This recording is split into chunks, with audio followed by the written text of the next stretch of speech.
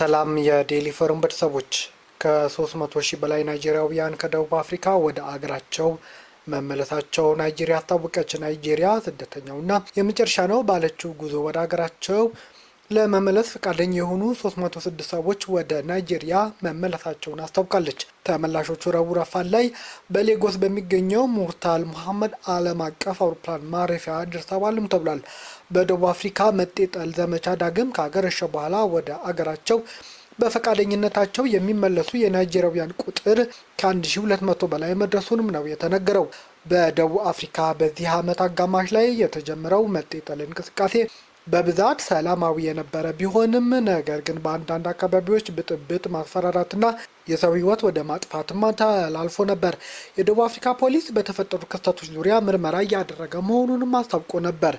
የናይጄሪያ መንግስት ንግዳቸውን፣ ቤታቸውንና ያላቸውን ንብረት ትተው ከደቡብ አፍሪካ እንዲወጡ ለተገደዱ ዜጎቹ ካሳ እንደሚጠይቅም ከቀናት በፊት አስታውቆ ነበር። የደቡብ አፍሪካ ባለስልጣናት በበኩላቸው ምንም አይነት ካሳ እንደማይከፈል ነው ያረጋገጡት። በናይጄሪያ ምክር ቤት የዲያስፖራ ጉዳዮች ኮሚቴ በደቡብ አፍሪካ በሚገኙ ስደተኞች ዜጎች ላይ የደረሰውና ከሀገር መውጣታቸው ተከትሎ የሁለቱ ሀገራት ግንኙነት እያጤና መሆኑንም ነው ያስታወቀው። የደቡብ አፍሪካ መንግስት ከ5 ሳምንት በፊት የስደተኞች አስተዳደር ላይ ዘመቻ ከከፈተ በኋላ 53 ሺህ በላይ የውጭ ሀገር ዜጎች ከደቡብ አፍሪካ መባረራቸውን ነው የተነገረው። እነዚህ ስደተኞች ከማላዊ፣ ከዚምባብዌና ከሞዛምቢክ የመጡ መሆናቸውን የገለጹት ባለስልጣናቱ ቁጥሩ ከዚህ በላይም ሊጨምር ይችላል ሲሉም ነው ያስታወቁት። በደቡብ አፍሪካ ለተከታታይ ሳምንታት ጸረ ስደተኞች ሰልፎች ከተካሄደ እንዲሁም አለመረጋጋት፣ ማስፈራራትና ዘረፋ ከተፈጸመ በኋላ በሀገሪቱ ያሉ ህጋዊ የመኖሪያና የስራ ፈቃድ የሚያገኙ ስደተኞች ላይ ሰፋ ያለም ዘመቻ እየተካሄደ መሆኑንም ነው የተገለጸው። እንግሊዝ የ16ና የ17 ዓመት ታዳጊ ህጻናት በምሽት ማህበራዊ ሚዲያ እንዳይጠቀሙ የሰዓት እላፊ ገደብ ጣለች። በእንግሊዝ ከ16 ዓመት በላይ የሆኑ ታዳጊዎች የማህበራዊ ትስስር ገጾች ላይ የምሽት ሰዓት እላፊ ገደብ ተቀምጦባቸዋል። ታዳጊዎቹ የአካውንታቸው መለያ በማስተካከል ግን እግዱን ማለፍ ይችላሉም ተብሏል። የሰዓት እላፊ ገደቡ የተጣለባቸው ኢንስታግራም፣ ቲክቶክ እና ዩቲዩብ የመሰሉ መተግበሪያዎች ለ16 እና ለ17 ዓመት ታዳጊ ከእኩለ ሌሊት እስከ ንጋት ጠዋት ድረስ እገዳም የተላለፈባቸው ናቸው። የእንግሊዝ መንግስት ሱስ አስያዥ የሆኑ እንደ አውቶ ፕላይ እና ያለማቋረጥ ስክሮል ያሉ አሰራሮችን ለማስቆምም ፍላጎት አለው ተብሏል። ይህ እርምጃ ከሰዓት እላፊ ገደብ ጋር ተጨማሪ የታዳጊዎች ትኩረት፣ እንቅልፍና የቤተሰብ ህይወትን እያበላሸ ነውም ተብሏል። ይሁን እንጂ የመንግስት እቅድ ታዳጊዎች ልቅ የማህበራዊ ሚዲያ አጠቃቀምን የሚገታ አይደለም በሚል ጠንካራ እርምጃዎችም እንዲወሰድ በእንግሊዝ እየተጠየቀ ነው። አዲሱ እቅድ ባለፈው ሰኔ ከ16 ዓመት በታች ለሆኑ የዩናይትድ ኪንግደም ታዳጊዎች በርካታ መድረኮች እንዳይጠቀሙ መታገዳቸው ተከትሎም የተሰማ ወሬ ነው። የእንግሊዝ የበይነ መረብ ደህንነት ሚኒስቴር የሆኑት ኬንሻካ ናይራን ለቢቢሲ ፖሊሲው ተከትለው የሞገቱት ሲሆን አሰራሮች ላይ የሚደረጉ ለውጦችና የሰዓት ገደቡ እንግሊዝ የቴክኖሎጂ ኩባንያዎች ላይ ጥብቅ ያሉ እርምጃዎችን የምትወስድ አገር ያደርጋታልም ሲሉም ነው ያስታወቁት። አዲሱ የቀረበው እቅድ ከወራት በኋላ ለሕዝብ ተወካዮች ምክር ቤት እንደሚቀርብም ተገልጿል። የእንግሊዝ መንግስት ቀጣዩ እርምጃዎቹ የታዳጊዎቹ የኤአይ ቻትቦት ደህንነት ላይ እርምጃ እንደሚወስድም ነው የተነገረው። የአውሮፓ አየር መንገዶች በፋርስ ባህረ ሰላጤ ሀገራት የአየር ክልል እንዳይበር ማስጠንቀቂያ ተሰጠው። የአውሮፓ ህብረት የአየር ትራንስፖርት ደህንነት ተቋም የአየር መንገዶች ጦርነት ባገረሸበት የፋርስ ባህረ ሰላጤ አካባቢ ባሉ ሀገራትና የባህር ክልሎች ላይ ዳግም እንዳይበር ማስጠንቀቂያ አውጥቷል። ከባለፈው ሳምንት ጀምሮ አሜሪካና ኢራን እያካሄዱት ባለው ጥቃት ሳቢያ ጋብ ብሎ የነበረው ጦርነት ከተባባሰ በኋላ ወሳኝ የባህር መተላለፊያ የሆኑ መስመሮችም ተዘግተዋል። አሁን ደግሞ የአውሮፓ አየር ትራንስፖርት ደህንነት ተቋም የመጓጓዣ አውሮፕላኖች በባህሬን፣ ኩዌት፣ ኳታር፣ አረብ ኤምሬትስ እንዲሁም በባህረ ሰላጤው ላይ ባሉ የአየር መተላለፊያዎች እንዳይበሩም ነው ማስጠንቀቂያ ያወጣው። ተቋሙ እንዳለው ተገማች ያልሆኑ ወታደራዊ ሁኔታዎች ጥቅም ላይ እየዋሉ ነው ሚሳኤሎች፣ ድሮኖች፣ ተዋጊ አውሮፕላኖችና የአየር መከላከያ ስርዓቶች በአንድ ላይ በቀጠናው በሚደረጉ የአየር ትራንስፖርት በረራዎች ላይ ከፍተኛ አደጋም ደቅነዋል ብሏል። ተቋሙ ለአየር መንገዶች የሰጠው ማስጠንቀቂያ ለ2 ሳምንት የሚቆይ መሆኑንና በፋርስ ባህረ ሰላጤ አካባቢ ያለው ሁኔታ በቅርብ ተከታትሎም ሌሎች መግለጫዎች እንደሚሰጥም ነው ያስታወቀው። አሜሪካ በኢራን ላይ የምትፈጽመውን ጥቃት ስታስፋፋ ኢራን ምላሿ የበለጠ የከፋ ይሆናል ስትልም እያስጠነቀቀች ነው። የአሜሪካ ማዕከላዊ ጦር ረቡዕ ዕለት በሰጠው መግለጫ በኢራን ላይ ከፍተኛ ተከታታይ ጥቃት መፈጸሙን አስታውቋል። ኢራን ያጸፋ ምላሿም ኢላማ የሚሆኑ ተቋማትን መጠን እንደምታሰፋም ነው እያስጠነቀቀች ያለችው። ረቡዕ ከሰዓት ጀምሮ አሜሪካ የፈጸመችው ጥቃት ኢራን በሆርሙዝ ወሽመጥ በኩል በሚያልፉ መርከቦች ላይ ጥቃት እንዳትፈጽም ለማድረግ ያለመ መሆኑን ነው አሜሪካ አስታወቀችው። የአሜሪካ ማዕከላዊ እዝ በኤክስ ማህበራዊ ትስስር ገጹ ላይ ባወጣው መግለጫ እነዚህ ጥቃቶች የኢራን ኃይሎች በሆርሙዝ ወሽመጥ በጭነት መርከቦች ላይ ጥቃት የሚፈጽሙበትን ወታደራዊ አቅም ለማዳከም እየታለመ ነው ብሏል።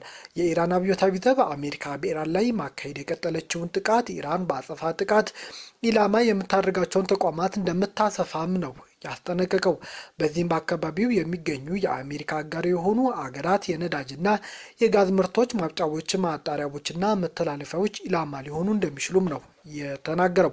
አሜሪካ በኢራን ላይ ባለፉት ቀናት ተከታታይ ጥቃቶች የፈጸመች ሲሆን ኢራንም በምላሹ በዮርዳኖስ፣ በባህሬን፣ በኩዌት፣ በአረብ ኤሚሬትስ የሚገኙ የአሜሪካ ጦር ሰፈሮች ላይ ጥቃት እያደረሰችም ነው።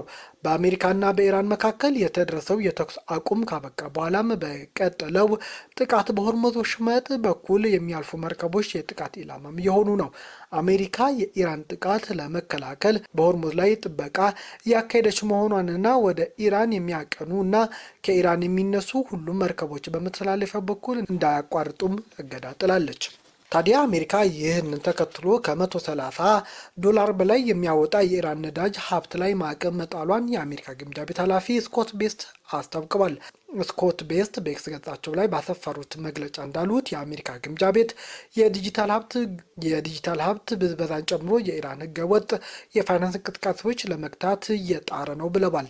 የአሜሪካ ግምጃ ቤት የውጭ ሀብት ቁጥጥር ክፍል ከኢራን ብሔራዊ ባንክ ጋር የተያዙ በርካታ አካውንቶች ላይ ማዕቀብ እንደጣለም ነው ስኮት ቤስት ያስታወቁት። ህገወጥ ገንዘብ ወደ ህጋዊ መስመር የማስገባት ሂደት በማስቆም የኢራን መንግስት የሚያገኘውን ያልተገባ ገቢ እንገታለን ሲሉም አስፈራርተዋል። ማዕቀቡ የተጣለባቸው የኢራን አካውንቶች ማዕቀብ በተጣለባቸው የቴህራን ባንኮች ስም በየዓመቱ በቢሊዮን ዶላር የሚቆጠር ገንዘብ እንደሚያንቀሳቅሱም ነው መረጃዎች የሚያሳዩት።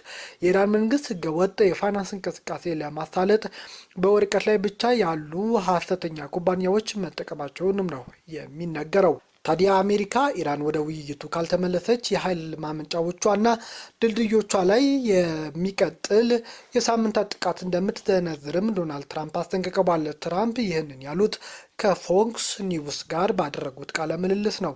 በሆርሙዝ ወሽመጥ የሚያልፉ መርከቦች 20% ክፍያ እንዲፈጽሙም ያቀረቡት ሀሳብም ሰርዘዋል። ትራምፕ በኢራን ወደቦች ላይ የጣሉት እገዳም ባለበት እንደሚቀጥልም አስታውቀዋል። በቀጣይ ሳምንት ነገሮች የከፋ ይሆንባቸዋል ያሉት ትራምፕ ወደ ድርድር ጠረጴዛ ኢራናውያን የማይመለስ ከሆነ የኃይል ማመንጫዎቻቸው እናፈራረሳለን፣ ድልድዮቻቸውንም እንመታለን ሲሉም ነው ትራምፕ በመግለጫቸው ያስታወቁት። የተባበሩት መንግስታት የሰብአዊ መብቶች ከፍተኛ ባለስልጣን ቮልከር ቱርክ የትራምፕን ዛቻ ኮንነዋል። ትራምፕ በኢራን የሲቪል መሰረተ ልማቶች ላይ ጥቃት ለማድረስ መዛታቸው በዓለም አቀፍ ሕግ የተከለከለ መሆኑንም ነው ያስታወቁት። ሆን ብሎ የንጹሐን ዜጎች ላይና መሰረተ ልማት ላይ ጥቃት መፈጸም የጦር ወንጀል ነው ሲሉም ነው እኚህ ባለስልጣን የትራምፕን ሀሳብ ውድቅ ያደረጉት። ታዲያ የኢራን ፓርላማ አባላት የትራምፕን ዛቻ ከሰሙ በኋላ በአሜሪካ ላይ የግድያ በቀል እንዲወሰድም ድጋፍ እንደሚሰጡም አስታውቋል። ከ180 በላይ የኢራን ፓርላማ አባላት ሀገራቸው በአሜሪካና በእስራኤል ጥቃት የተገደሉትን ጠቅላይ መሪ ደም ለመበቀል በሚደረገው ሁሉ በአንድነት እንደሚቆሙ ነው ያስታወቁት። አባላቱ በጻፉት ደብዳቤ የአገሪቱ ጠቅላይ ሃይማኖትና የመንግስት አካላት የሀገሪቱ መሪ የገደሉትን መበቀላቸው አስገዳጅ ነው የሚል ውሳኔ አስተላልፈዋል።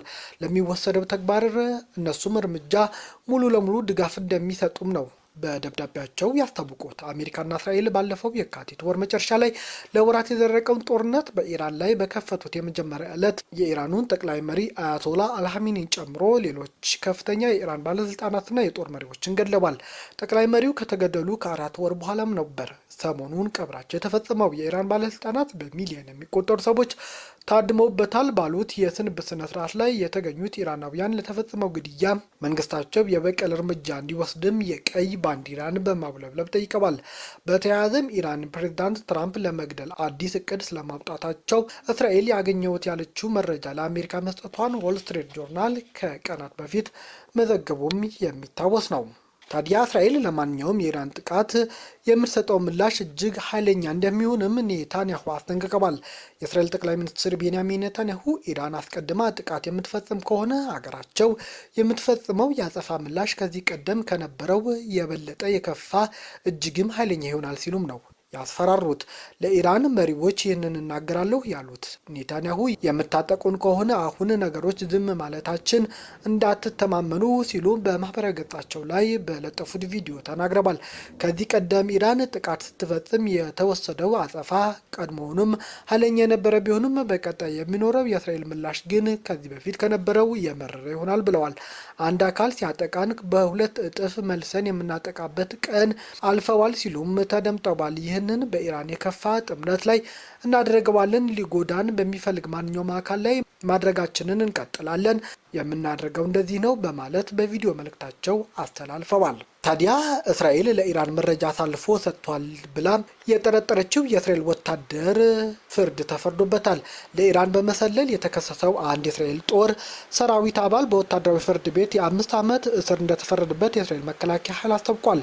ወታደሩ የገንዘብ ጥቅም ለማግኘት ሲል በጦርነት ወቅት ከኢራን የተተኮሱ ሚሳኤል ሲያከሽፍ የሚያሳይ ቪዲዮን ጨምሮ ለኢራን የስለላ ወኪል መረጃዎችን በማስተላለፍ ነበር የተከሰተው።